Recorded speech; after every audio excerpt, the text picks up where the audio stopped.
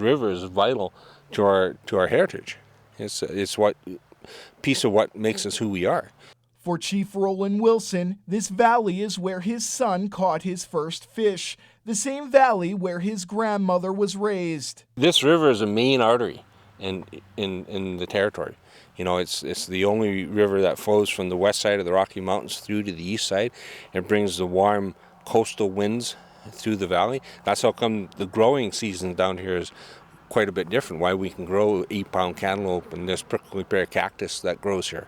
You know, and that's a part of what this valley means. Wilson hopes to share this land with his future grandchildren if the valley is not flooded first as construction continues on the Site C Dam. And he's encouraged after a visit from the newly elected Green Party caucus last week that the government is finally listening to First Nation concerns.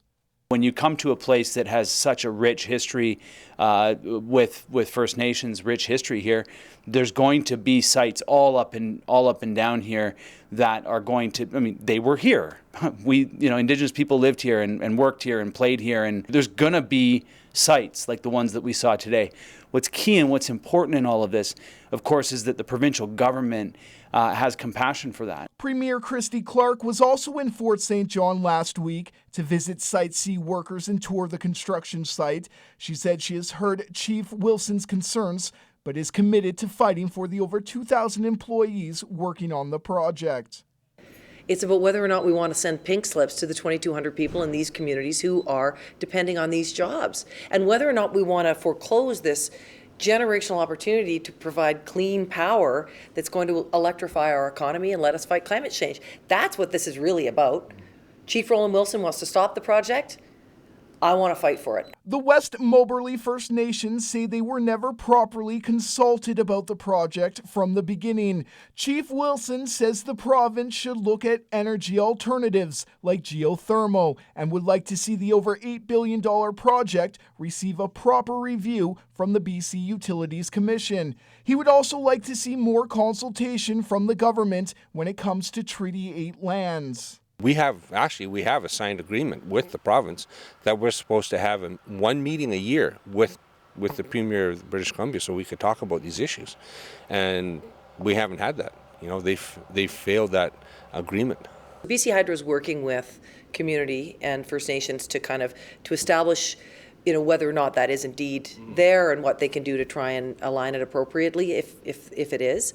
Because the basis for this project going forward has been a respectful relationship with First Nations from the very beginning. But Chief Wilson says the project never received a Sparrow analysis that takes a look on the negative impacts projects like Site C have on First Nations. He says the courts have acknowledged the ministers don't have to complete the analysis, even though they're the ones who make the decisions.